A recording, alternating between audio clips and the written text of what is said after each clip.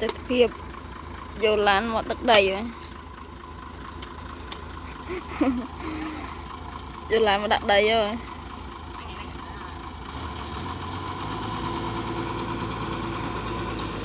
Vụ này vụ đất đầy đất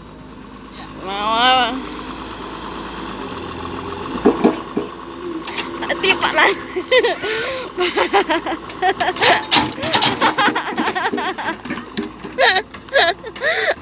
Mà phải lót phanh lại nữa. Là bên như cái đây đã lan việc bạn lan hay là dân như hai của SK thì cộng đánh xin cộng đánh xin ai con cây này play món o chứ tịch vặt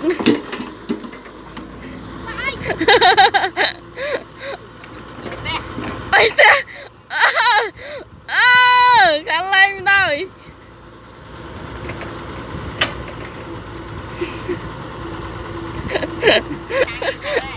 mình càng người thường á bên này đợi đi rồi làm cái tiền chẳng mơ khôi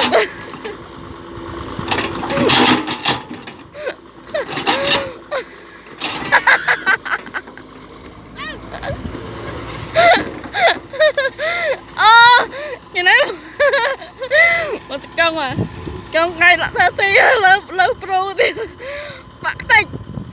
trời ơi ơi người ta sẽ lấy khăn lấy lan đó cái này chọc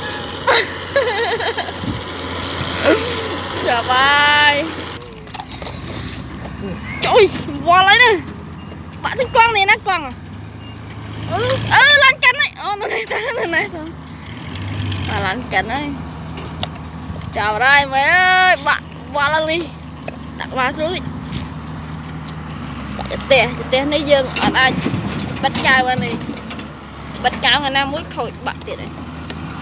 thôi mày đi chậm nhọc cái chơi đó bắt cao bạn xong hả bạn không ăn rồi anh ấy bạn thằng mốc anh thì đã thằng rau bạn chơi đi mà vua